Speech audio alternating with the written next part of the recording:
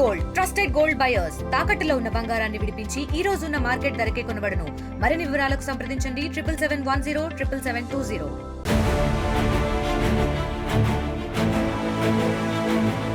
ప్రజా సంక్షేమమే ధ్యేయంగా అధికారంలోకి వచ్చిన కూటమి ప్రభుత్వం ఆ దిశగా చర్యలు చేపడుతోంది. రైతులు, నిరుద్యోగులు, విద్యార్థులు, మత్స్యకారుల అభివృద్ధే లక్ష్యంగా పాలన కొనసాగిస్తోంది. రాష్ట్రంలోని రైతులు, మత్స్యకారుల కోసం సర్కార్ కీలక నిర్ణయం తీసుకుంటోంది. తాజాగా ఏపీలోని రైతులు, మత్స్యకారులకు కూటమి ప్రభుత్వం శుభవార్త చెప్పింది. త్వరలోనే మత్స్యకారులకు జీవన భృతి, అన్నదాత సుఖీభవ పథకాలను అమలు చేయనున్నట్లు స్పష్టం చేసింది.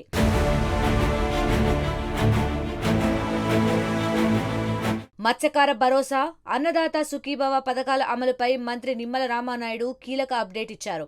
ఎమ్మెల్సీ ఎన్నికల తరువాత ఆ పథకాలను అమలు చేయనున్నట్లు ప్రకటించారు. మత్స్యకారుల భరోసా పథకం కింద ప్రభుత్వం మత్స్యకారులకు 20,000 రూపాయల ఆర్థిక సాయం చేయనుంది.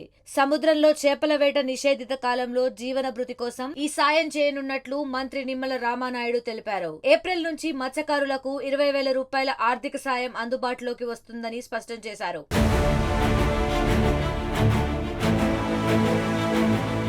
అలాగే రైతుల కోసం ప్రభుత్వం మే నెలలో అన్నదాత సుఖీభవ పథకాన్ని ప్రారంభించనుంది.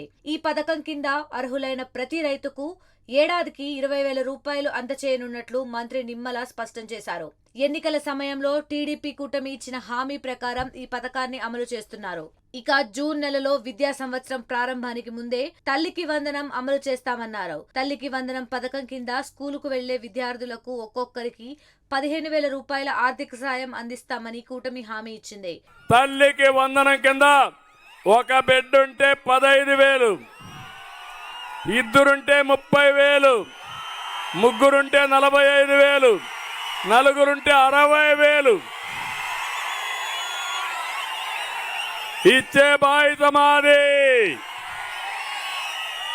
మరోవైపు వచ్చే 5 ఏళ్లలో ఏపీ యువతకు 20 లక్షల ఉద్యోగాలు కల్పించడమే తమ ప్రభుత్వ ప్రాధాన్యమని, అదే లక్ష్యంగా పనిచేస్తోందని మంత్రి నిమ్మల రామానాయుడు తెలిపారు. అందులో భాగంగానే సీఎం చంద్రబాబు అధికారం చేపట్టిన వెంటనే మెగా డిఎస్సీపై సంతకం చేశారన్నారు. మెగా డిఎస్సీ ద్వారా 16,000 ఉపాధ్యాయ పోస్టులు భర్తీ చేస్తామని, ఎమ్మెల్సీ ఎన్నికల కోడ్ ముగియగానే డిఎస్సీ విడుదల చేస్తామని చెప్పారు. వచ్చే విద్యా సంవత్సరం ప్రారంభానికి ముందే ఉపాధ్యాయ పోస్టులకు నియామకాలు పూర్తి చేస్తామని స్పష్టం చేశారు.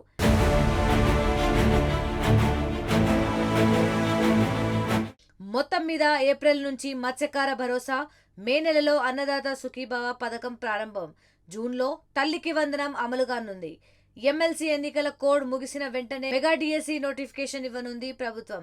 ఈ పథకాలు రాష్ట్రంలోని రైతులు, విద్యార్థులు, నిరుద్యోగ యువతకు కొత్త మార్గాన్ని చూపేలా ఉంటాయని అభిప్రాయాలు వ్యక్తమవుతున్నాయి.